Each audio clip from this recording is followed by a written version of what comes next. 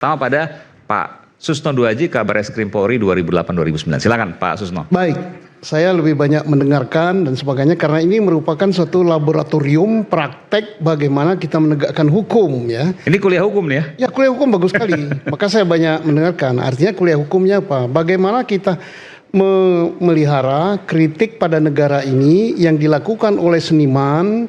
Jadi kritik dengan seni ini bagus dan semua sepakat tadi bahwa kritik is okay. Saya siap dikritik.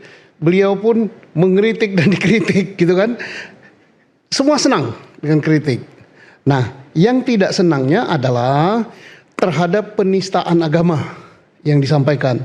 Dan semua sepakat, penistaan agama tidak boleh, agama apapun juga, dengan cara apapun juga. Tinggal satu, ini mudah-mudahan Polri mendengar ini. Nah, mendengarnya apa? Yang dikatakan penistaan agama adalah kalimat yang dibacakan oleh beliau Pak Mukmin, kemudian dibacakan oleh Pak Aiman tadi, kan dibacakan. Nah, sekarang apakah iya itu penistaan agama? Akan menimbulkan multitafsir. Disinilah Polri diuji.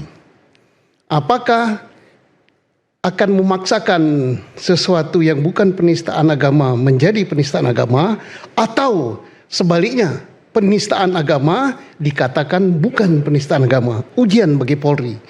Kalau Polri bisa melakukan penyidikan ini dengan benar dan baik, maka orang mengatakan bahwa oh ini bukan politik, oh ini murni penegakan hukum. Tetapi kalau tidak ada unsur apapun juga dipaksakan menjadi penistaan, maka orang katakan reformasi belum ada hasilnya, masih kriminalisasi. Tapi ini bukan itu akan terjadi begitu. Tetapi kalau betul penistaan agama dan unsur yang dikatakan oleh Pak Mukmin tadi benar ada, maka Polri tidak pandang siapapun juga, mau kritikus mau siapa, manakala membicarakan sesuatu yang terkait dengan isu yang sangat sensitif di Indonesia, isu agama itu akan memecah belah, maka itu harus diproses secara hukum. Mudah-mudahan malam ini polisi mendengar, gitu kan, Polri mendengar. Kita cinta, kita berharap Polri sudah berubah, tapi jangan sampai ada kriminalisasi, apalagi sampai mematikan kritik, gitu, sehingga orang takut mengkritik. Padahal konstitusi kita pasal 28 sangat membuka untuk kebebasan berpendapat, kebebasan berserikat, kebebasan berkumpul. Itu bagus sekali, kita harus junjung ya. Dan tadi kita bisa mendengar juga bagaimana sikap Wapres kita yang bagus sekali, dan katanya Pak Ferry itu sudah mendekati sikap Rasulullah. Ya, kalau begitu semua pemimpin kita hebat sekali.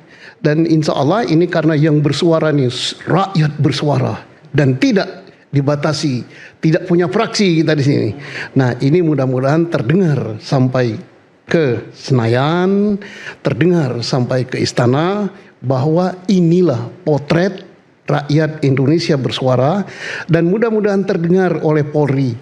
Inilah cara rakyat, apa yang berkembang murni di tangan rakyat dalam menanggapi kasus komedian yang membungkus kritik dengan lelucon, kemudian di situ menurut beberapa kelompok masyarakat, kelompok agama, bahwa itu ada hal-hal yang tidak pantas disuarakan. Nah, itu kan baru pendapat kita.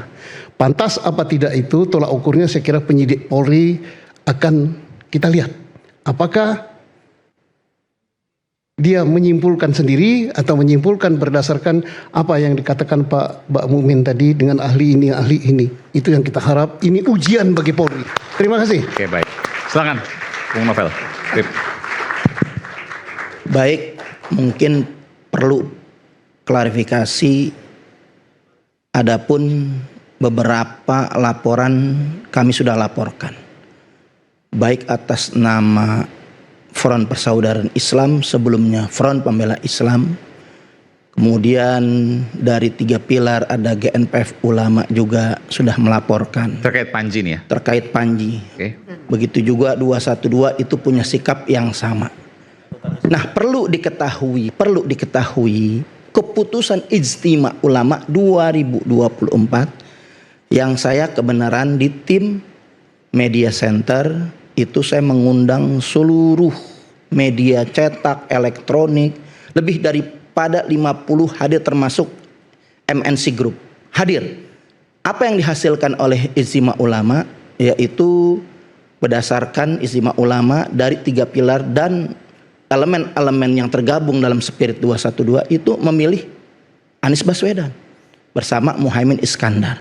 Maka ditekankan FPI mempunyai sikap yang saya bacakan poin demi poin itu, tidak diskriminasi terhadap siapapun.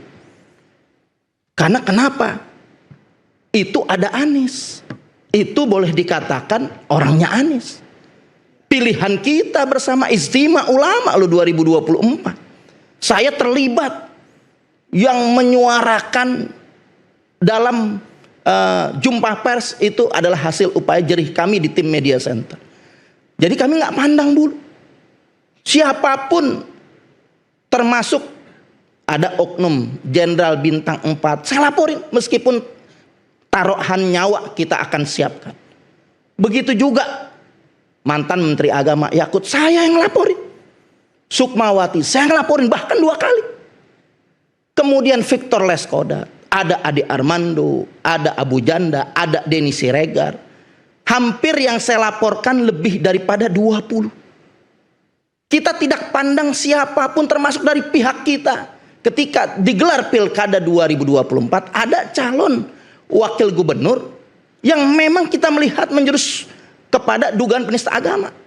Kita nasihati baik-baik, mau terima, minta maaf, selesai. Artinya sanksi sosial itu sangat berat, nggak didapat oleh daripada calon wakil gubernur 2024 yang namanya timnya Ridho. Nggak ada kita diskriminasi. Siapapun, apapun, nggak ada yang kebal hukum. Negara Indonesia harga mati, nilai ketuhanan yang Maha Esa tidak boleh dinistakan oleh siapapun. Itu sikap kita. Justru kita yang ke depan menjaga nilai-nilai Pancasila, menjaga unsur-unsur ketuhanan Maha Esa. Maka banyak yang kebakaran jenggot.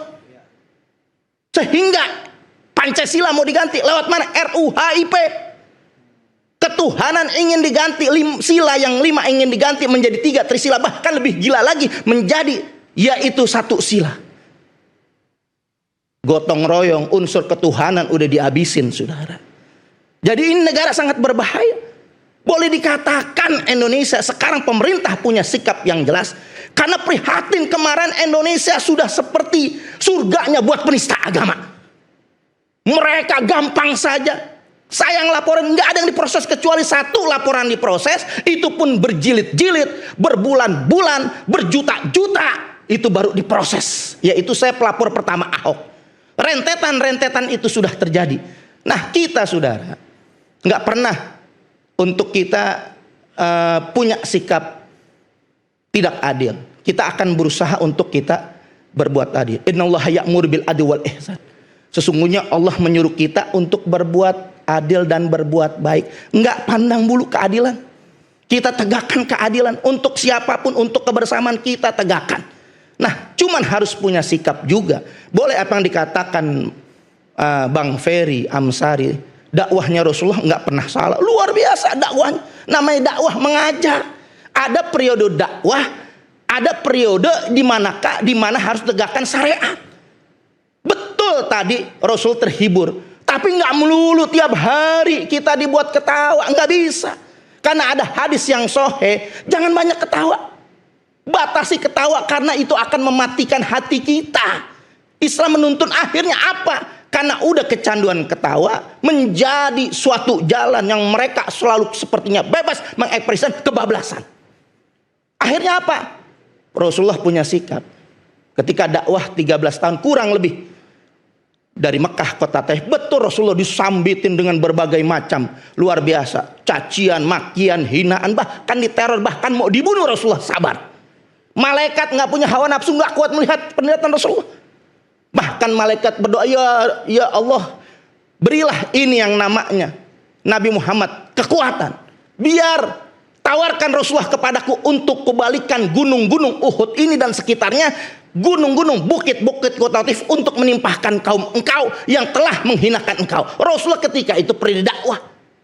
Bahkan Rasulullah mengangkat tangan, ini udah ditawar. Ini ditawar Rasulullah nolak. Allahumma diqaumin fa innahum la ya'lamun. Ya Allah, berilah mereka petunjuk karena mereka nggak tahu. Nggak tahu didoain oleh Nabi.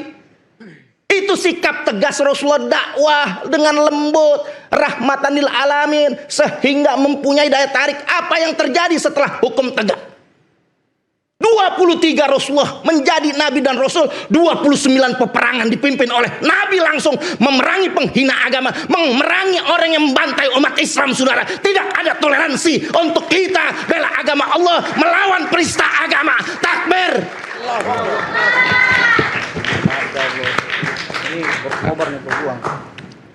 Mas Aiman dan pemirsa semua, saya ingin awali kisah Rasulullah yang bercanda dengan sesama sahabat. Ketika itu Umar bin Al-Khattab memakan kurma, lalu bijinya ditaruh di depan Rasulullah, dan akhirnya kan biji kurma di depan Rasulullah itu banyak sekali. Ya Rasul, banyak sekali kau makan kurma, itu buktinya banyak biji di depan engkau ya Rasul. Lalu Rasulullah menimpali dengan kalimat begini, Umar, aku itu yang heran engkau, dari tadi aku lihat engkau makan terus kurma tapi nggak ada biji di depanmu. Jangan-jangan sama bijinya ditelan begitu.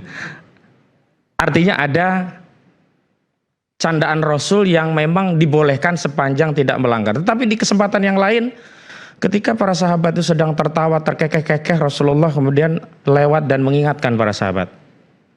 Sesungguhnya kalau engkau tahu akhirat itu seperti apa, maka niscaya engkau tidak akan tertawa-tawa seperti ini.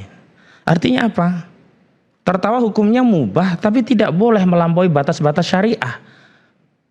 Tidak boleh berbohong dengan tujuan orang lain biar tertawa.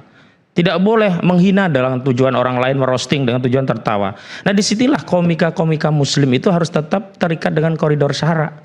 Tidak bebas nilai, tidak ansih tujuannya orang tertawa. Banyak cara membuat orang tertawa tapi tetap elegan dan tidak melanggar.